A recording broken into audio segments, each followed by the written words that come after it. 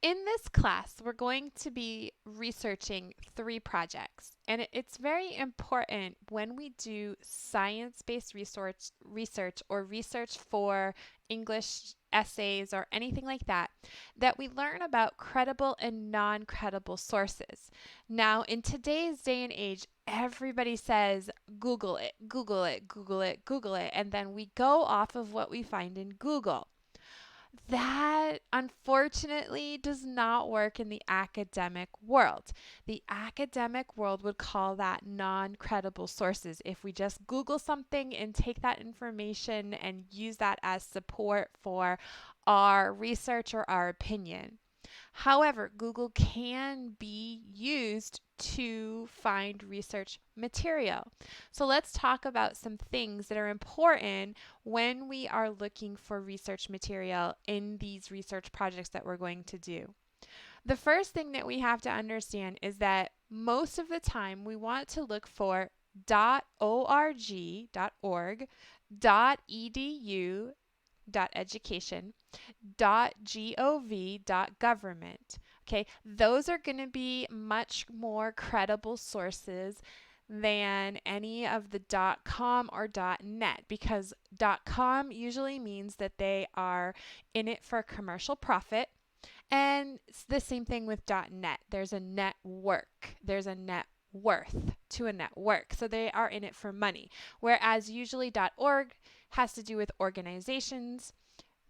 Education is usually nonprofit, depending on the type of education, and the government also supplies information that's usually pretty reliable. Okay, so .org, .gov, and .edu, and we're going to shy away from using too much .com and .net.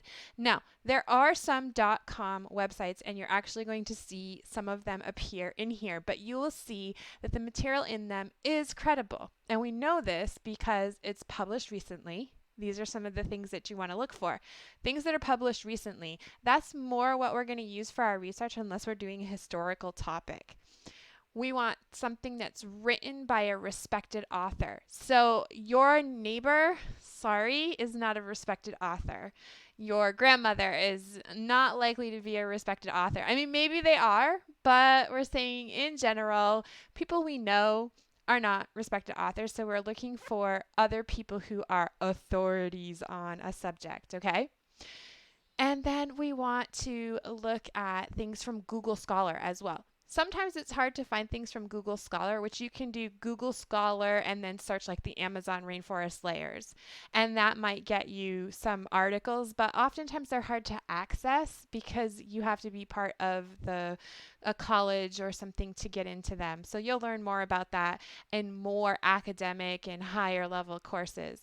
In this course, it's going to be okay for you to use .gov, .edu, which one's missing? .gov, .edu, and .org. Very good. Okay. And some of the .coms, depending on the the research and the information that's presented in those websites. Now, things that are very old, we don't really want to use those. Okay. Anything from Facebook, Twitter, TikTok. Yeah, no TikTok allowed in this course. Anything that's social media is not going to be permitted in a research project. Please do not put that in any of your research projects. For me, that will not be considered a reliable source. And we also don't want to use blogs where people just write out their opinion on topics because they're not usually authorities on those topics. And even if they are, we want to use maybe a book that they wrote instead of a blog that they wrote. And we don't want to use anything that doesn't have a citation available. So if they don't tell you where they got the information, it might not be reliable. So you want to be careful using that. And anything ending in Wikipedia.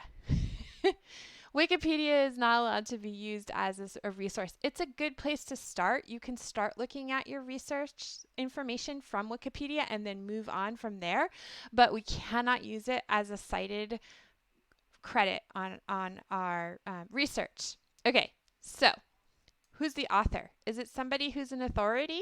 If they are, then you can use it. When was it published? Was it recently, within the last 10 years or so?